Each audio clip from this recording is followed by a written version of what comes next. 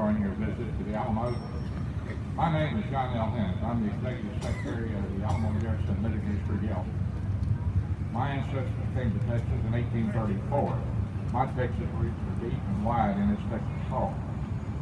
But my passion for the Alamo is far deeper than my ancestral roots.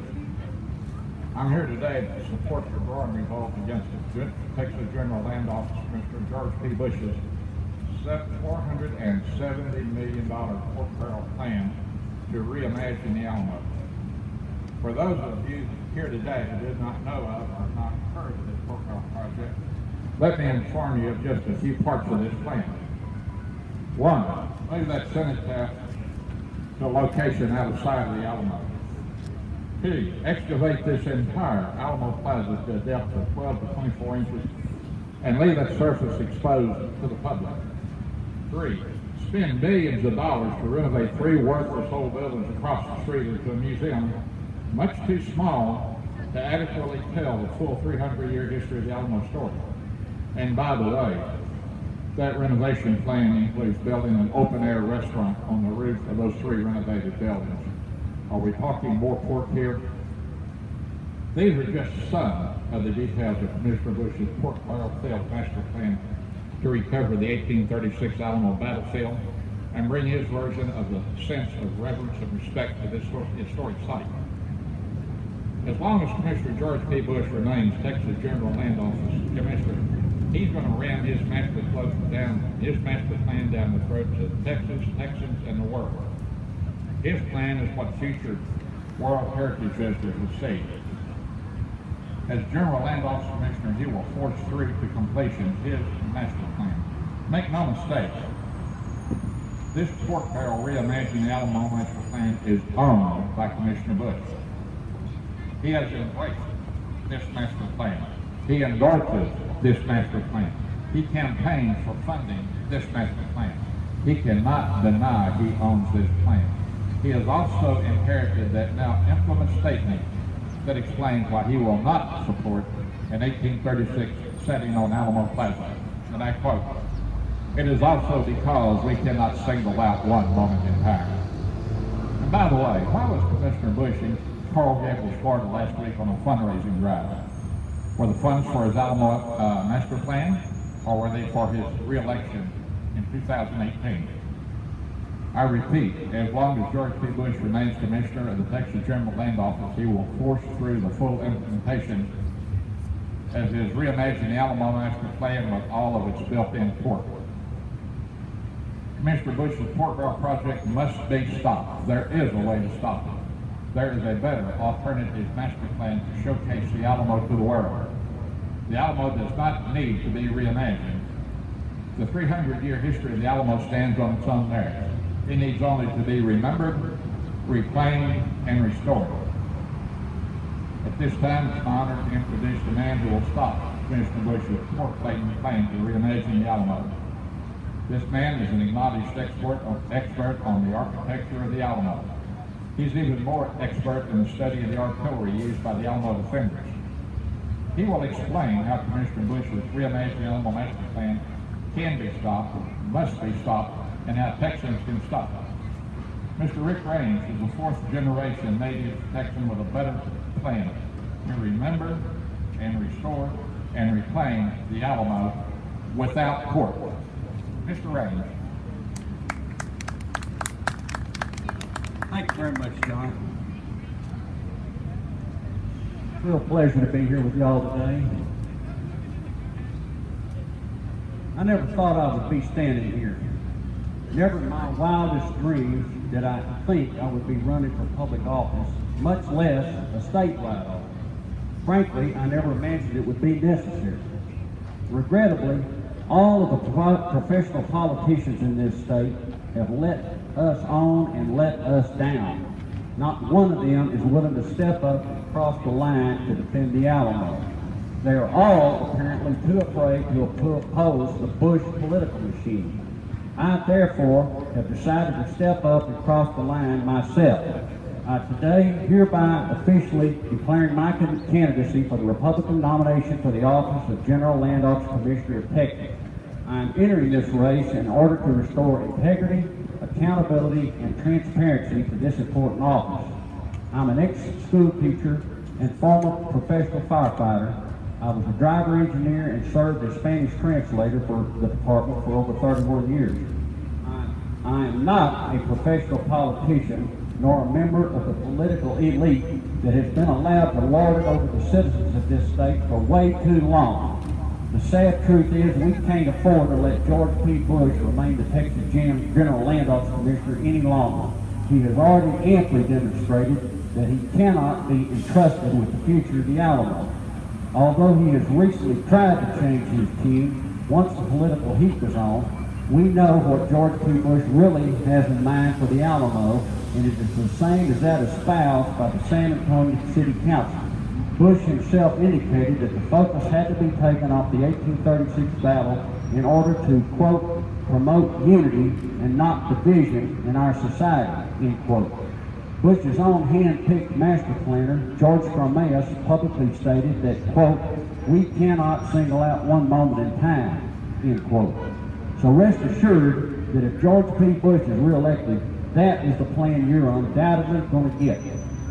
That is why the plan on their new website still includes moving the cenotaph, a memorial to the defenders that now stands on the very spot where they died fighting.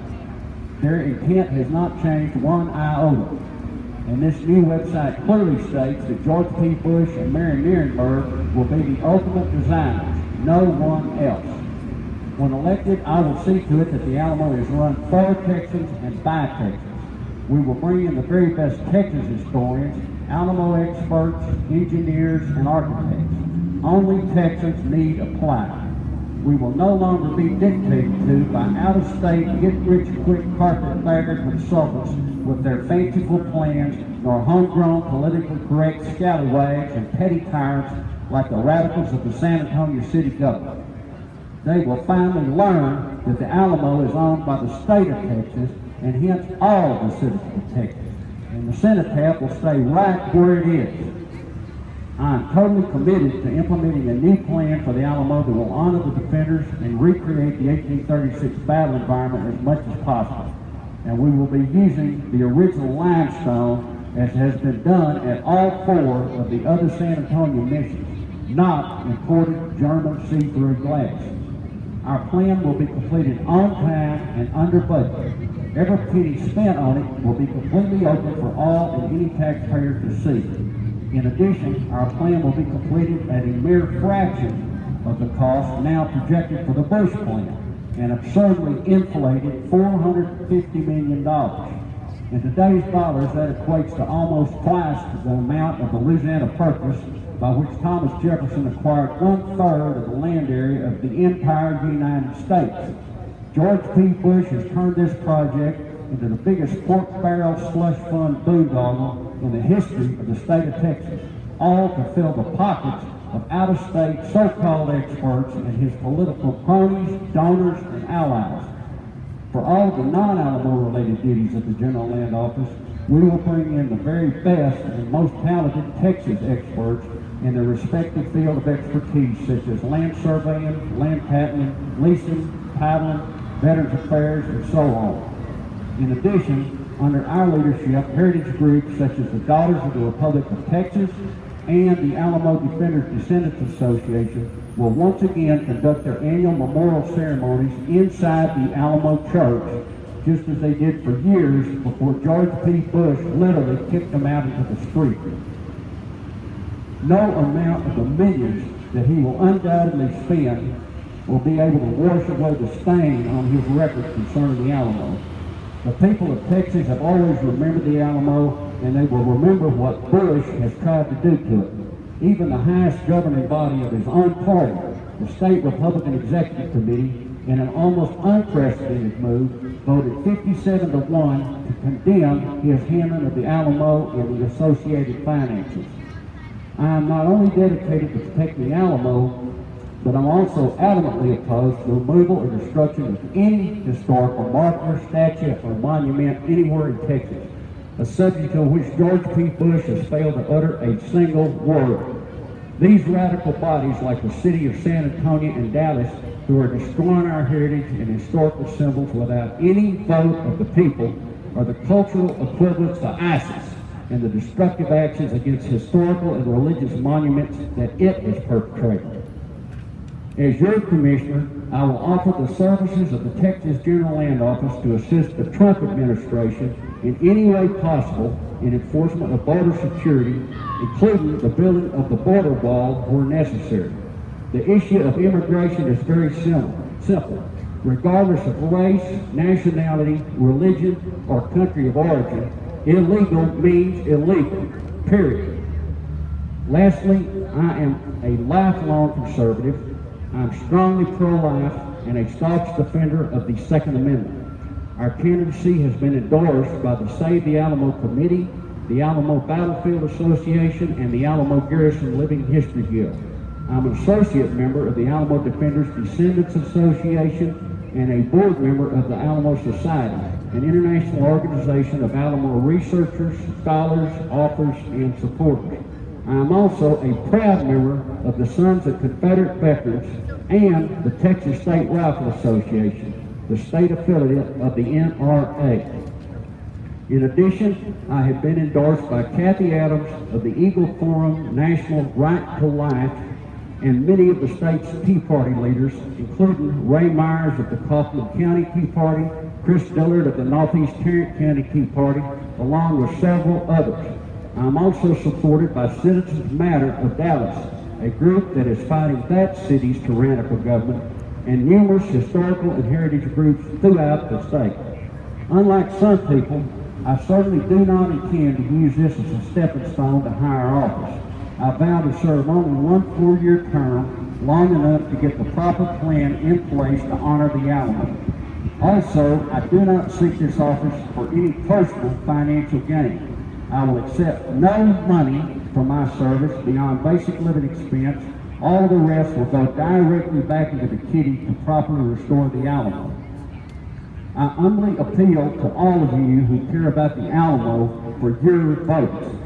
I also ask that you make it your mission to spread our message to everyone else in Texas that you possibly can. And remember that every registered voter, regardless of party, can vote in this race.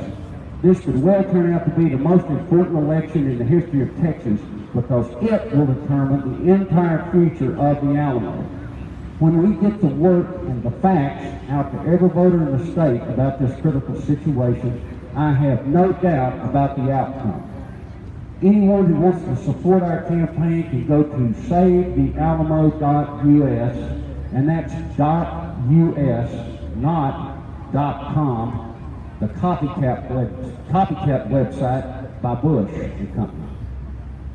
Together, we can, we must, and we will defeat George P. Bush in the crucial battle for the future of the Alamo in the Republican primary next March 6th.